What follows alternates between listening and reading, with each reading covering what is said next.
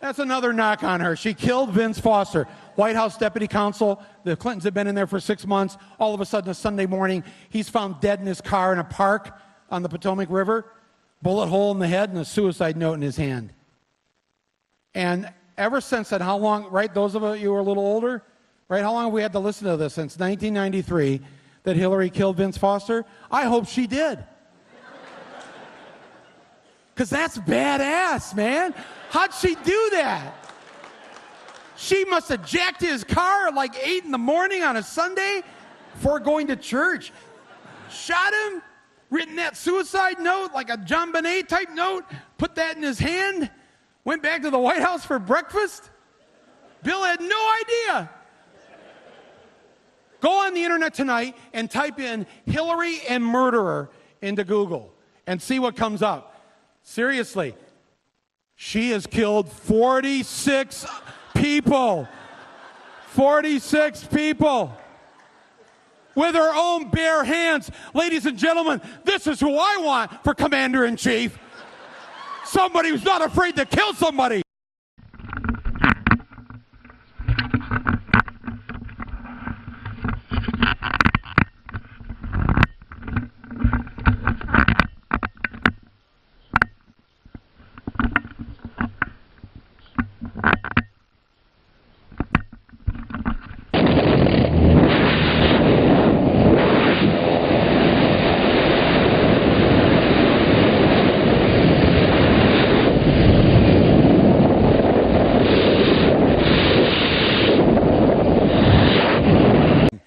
She said her Iraq war vote was wrong. She's never done anything more wrong than that.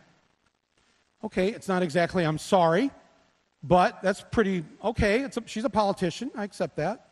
What else? What else? What are the other knocks on Hillary? Benghazi. Okay, Benghazi, yes. She got up in the middle of the night and personally planned with ISIS, which she and Obama created. According to Trump, they invented ISIS. And they planned this attack to kill our people there at the consulate in Benghazi. Oh, she's been cleared of the charges 6 times. That's not enough. You have to be, if you're Hillary Clinton, you have to be cleared 8 times. Oh, the Clinton Foundation. Well, thank God there's a Clinton Foundation. Look at all the good they've done.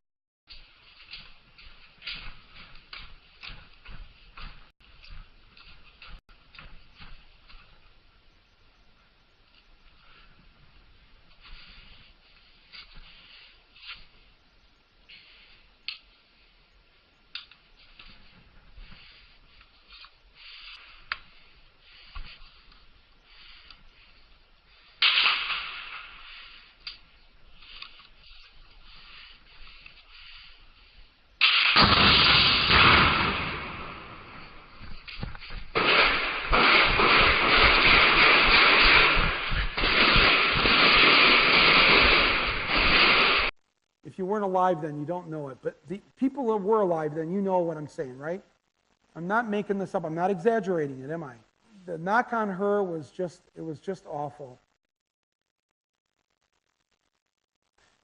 Last year I was shooting a movie, Where to Invade Next, and we went to this country, Estonia.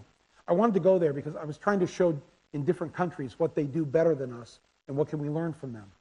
And so I went to Estonia because there, but the World Health Organization says that you have the least chance as a woman dying in childbirth in Estonia than any other country on the planet. If you live in Cleveland, you have a 3 times greater chance of dying in childbirth than you do in Estonia. And so they took me to the maternity ward, and they had the head doctor of the maternity ward, and he's showing me around, and he's telling me why they're so good at this. We're walking down this hallway, and there's a picture on the wall. And I stopped him, and I said, wait a minute, I know the person in that photo. That's me and the doctor there in the hallway. And can we just punch in a little bit on this here? It's Hillary Clinton shaking this guy's hand. I said, where did this happen? He said, it happened right where you're standing. I said, oh my God, well, and who's the guy? That is me, 20 years ago. I said, oh my God. So, okay, well, so what was she doing in Estonia? Well, don't you remember? She wanted you to have universal health care. So she was studying. She went around the world to study it. And she came to little Estonia for the same reason you're here tonight, to find out why so many more women survive childbirth here than in the United States. And I said, oh my God, wow, she came here? Yes. And then she went back, and you didn't listen to her. Instead, you humiliated her and attacked her. And you've gone 20 years now without universal health care. And we've had it. I said, I made this movie, Sicko, and while making the movie, I learned that, according to the Congressional Budget Office, nearly 50,000 Americans die each year for one simple reason. They don't have health insurance, or they don't have adequate health insurance. In other words, not because of the disease, not because of the germs in the hospital, but because they didn't have health insurance, they put off going to the doctor, or they had crappy health insurance, and the doctor couldn't send them to the specialist that he wanted to send them to. So they died. They died only because they were Americans. If they lived across the river from Detroit, in Windsor, Canada, they'd be alive. But because they were American, they died. 50,000 a year. And I sat there and I started doing the math of this. Like 20 years, 50,000 people dead. Holy shit. This is like 1 million people. That's 1 million of our fellow Americans dead because they didn't have health insurance.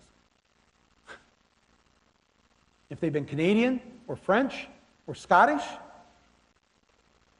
or Chilean or just about anywhere else in the world, they would have lived. Every 9/11, we have somber vigils and memorials for the 3,000 Americans who died in that attack, as we should. 3,000. I still tear up over it. One of my producers was on the plane from Boston that went in the North Tower. We shed no tears for the 1 million Americans who have died from that act of terrorism. 1 million dead Americans because we refused to listen to Hillary Clinton. Who are we? And what is terrorism?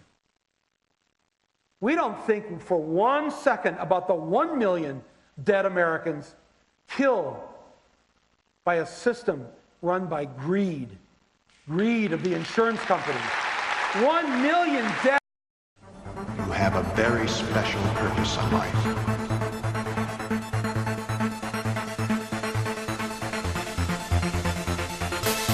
You've been chosen